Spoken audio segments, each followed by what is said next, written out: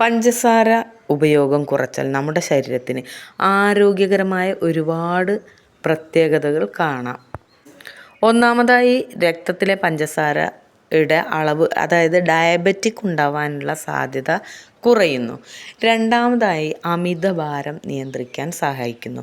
നമ്മൾ കൂടുതൽ വെയിറ്റ് ഉണ്ടെങ്കിൽ പഞ്ചസാരയുടെ ഉപയോഗം കുറച്ചാൽ നമ്മളുടെ വെയിറ്റ് കുറയുന്നു സാധിക്കുന്നു.